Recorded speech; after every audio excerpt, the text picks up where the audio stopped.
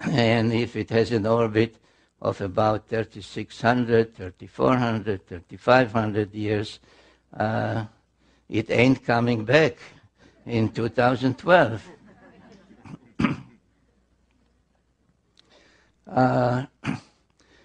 So what might happen, if not in 2012, in some other time, in our lifetimes perhaps?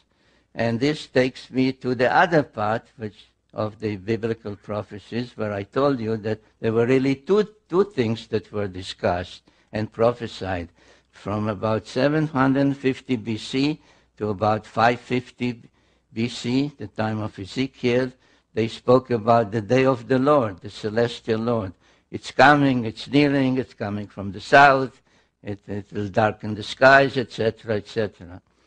But then the other part, they switched to a term called Acharita Yamim, the end of days, which some translate end time or any other way people want to translate. But the time, the question is, what do we mean by time? But whatever we call time will come to an end.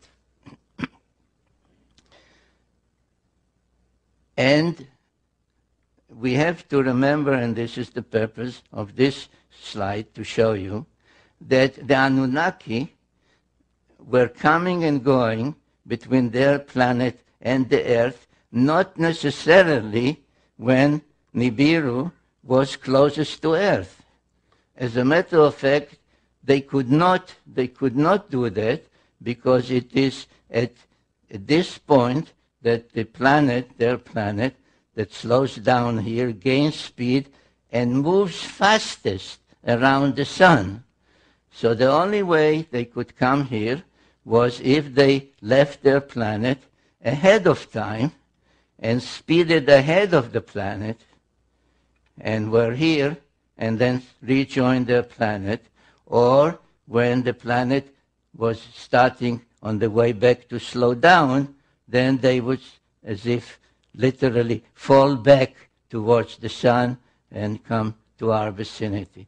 So there were all kinds of ways, and there are tales. There are tales about this god, this goddess. There is a tale about a king called the Tana who was taken to heaven. He was afraid to continue the trip when he started to see the earth become smaller and smaller. There was one of the sons of Enki by an earthling woman called Adapa, who was taken for a visit with Anu in heaven, taken and brought back. So he did not stay 3,600 years on Nibiru. So comings and goings are possible even when Nibiru is not precisely at its closest to us. And what did happen in 556 BC, when so many of the other nations expected the Anunnaki to show up again, is that instead of showing up, they left.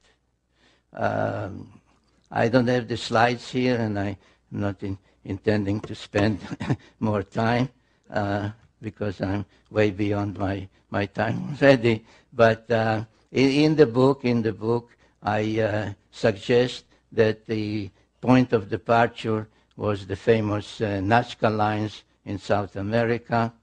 But what is without doubt known, and this is perhaps part of the Mayan prophecies, is that the chief deity of Mesoamerica, whom the Aztecs called Quetzalcoatl, the Mayan called Kukulkan, which all meant the plumed or the winged serpent.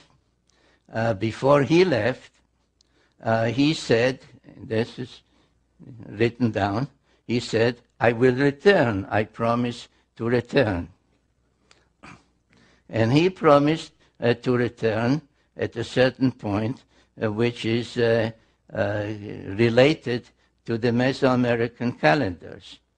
Now, the so-called Mayan calendar where the whole business of 2012 appears, is really a calendar called the Long Count, which was started not by the Mayas, was started by the Olmecs, people from Africa who were brought over by Quetzalcoatl, that I identified as the Egyptian god Thoth, were brought over in 3113 BC. And this is the calendar that the Mayas used.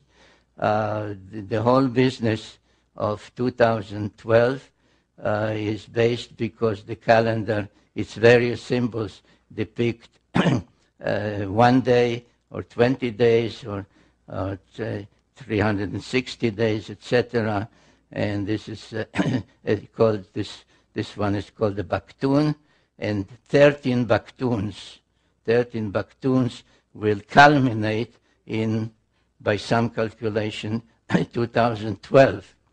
Now, it depends how one calculates, because it depends if you divide the days by 365 or by 360. One way that has been suggested only a century ago really arrives at 2087 as the Mayan 13th Baktun. But in general, my feeling is that it is not applicable at all, because if you follow the biblical prophecies, they are dealing with a cyclical timetable. This so-called Mayan calendar is a linear one, like day 1, day 2, day 3, etc. The same as the AD calendar, 2000, 2001. Why nothing happened 2000? Because after 2000 came 2001. Like I showed you at the beginning, that some said 2000, then said 2003, 2000. All the predictions in the Bible, both the Old Testament and the New Testament, speak of a cycle. The beginning will be the ending. The ending is the beginning. The past is the future. And this can take place only in a cyclical thing. And what was, is more quotes of the same subject about the end of days and what will happen there. Now,